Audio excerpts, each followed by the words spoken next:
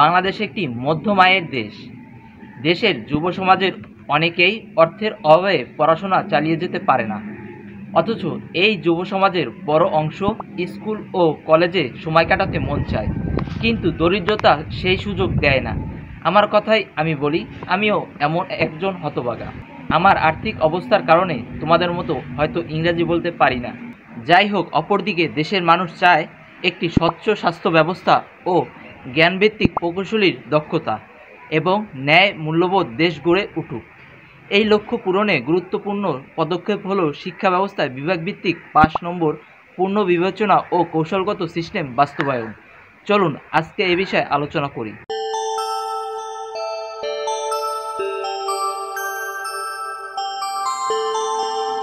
আমার প্রস্তাব হলো, প্রথমে শিক্ষার পরিবেশ সৃষ্টি করা বাধ্যতামূলক।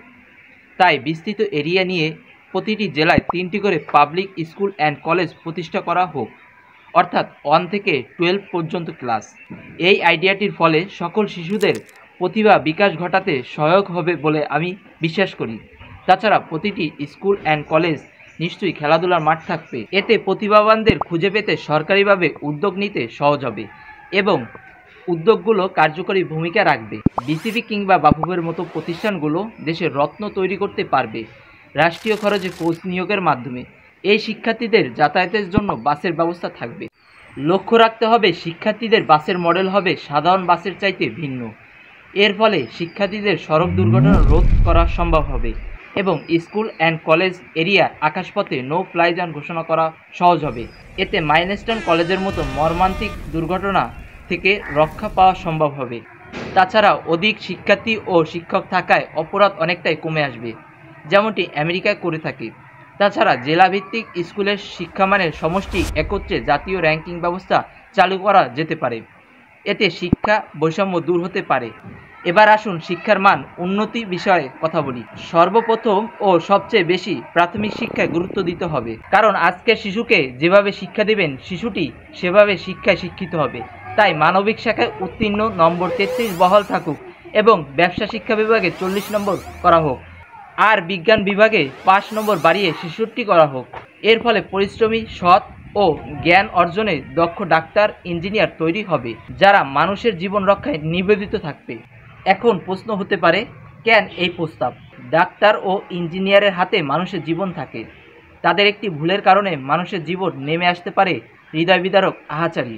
কারণ এই সায়েন্স বিভাগে যদি পরীক্ষায় নকল ও পড়াশোনায় ধোঁকাবাজির সুযোগ থাকে, তা শুধু দেশের জন্য নয় বরং মানব জাতির জন্য বিপজ্জনক।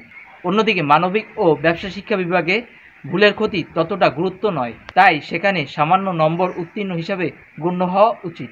এমনকি সরকারের পক্ষেও সুবিধা হবে দেশের উন্নতি বহির্বিশ্বের সাথে খাপ খাওয়ানো। তাছাড়া সহজেই প্রকৃত মেধাবীদের চিহ্নিত করা যাবে এবং তাদের প্রতি বিশেষ নজর রাখা সম্ভব হবে। অল্প মেধার শিক্ষার্থীরা মানবিক বিভাগ থেকে প্রশাসনিক পদে ক্যারিয়ার করে তুলতে পারবে। তাছাড়া যারা বিজ্ঞান বিভাগে ফেল করবেন তাদের মানবিক বিভাগে হস্তান্তর করবে এবং উত্তীর্ণ দেখানো যেতে পারে। তাছাড়া আমি চাই ক্লাস 6 থেকে সকল পাবলিক শিক্ষার্থীদের রাষ্ট্রীয়ভাবে ল্যাপটপ দেওয়া উচিত, কারণ এই যুগ তথ্য প্রযুক্তির যুগ। সবচেয়ে বড় বিষয়, মানবিক ও ব্যবসা শিক্ষা শাখায় পাশের হার বেশি দেখানো লাভজনক হবে দেশের, যাতে শিক্ষা জীবন সমাপ্ত না ঘটে, তারা হতাশায় আত্মহত্যা কিংবা সন্ত্রাসের পথে পতিত না হয়। কারণ ইতিহাস সাক্ষী, ব্রিটিশরা কিংবা শেখ হাসিনার মতো স্বৈরাচাররা দেশের ক্ষতি করতে গিয়ে একটি মহৎ কাজ করেছিলেন, তা হলো শিক্ষার হার বৃদ্ধি। লক্ষ্য করলে দেখবেন যুগে যুগে এই জাতি মুক্তির স্বাদ পেয়েছিল একমাত্র শিক্ষার হাত ধরে। এবার উদাহরণমূলক একটি গল্প বলি। একটি বাস চালানোর জন্য অন্তত 3 জন ব্যক্তির ভূমিকা প্রয়োজন হয়, যথা 1 ড্রাইভার, 2 কন্ডাক্টর ও 3 হেল্পার। ড্রাইভারের অনেক বেশি জ্ঞান ও দক্ষতা অধিকারী হতে হয়, কারণ তার ছোট একটি ভুলের বড় দুর্ঘটনার শিকার হতে পারে। অপরজন কন্ডাক্টর সাধারণ জ্ঞান থাকলেই চলে, আর শেষজন হেল্পার, যার ন্যূনতম যোগ্যতা না থাকলেও হয়। ঠিক তেমনি সায়েন্স বিভাগের শিক্ষার্থীদের জন্য কঠোর মানদণ্ড দরকার। তখন মানবিক ও ব্যবসা শিক্ষা বিভাগে তুলনামূলক সহজ সত্য থাকা উচিত। পরিশেষে বলতে চাই, শিক্ষার্থীদের ঝরে পড়ার হার বেশি হলে তা হতাশা, বেকারত্ব, আত্মহত্যা এবং সন্ত্রাসবাদ বৃদ্ধির কারণ হতে পারে। আল্লাহ সবাইকে কম বা বেশি মেধা দিয়েছেন, কোনো শিক্ষার্থীদের তুচ্ছ করা উচিত নয়। ইতিহাস ঘাটলে দেখা যায় স্বল্প মেধাবীরাই ইতিহাসের পাতায় রয়েছে। উদাহরণ হিসেবে বলা যায় বর্তমানে ইলন মাস্ক। তাই সঠিক পরিকল্পনা এবং নীতিমালা প্রয়োগ করলে দেশের উন্নয়ন ও মানুষের কল্যাণ নিশ্চিত হবে। আমাদের চ্যানেলে আপনি যদি নতুন হয়ে থাকেন তাহলে অবশ্যই সাবস্ক্রাইব করতে ভুলবেন না।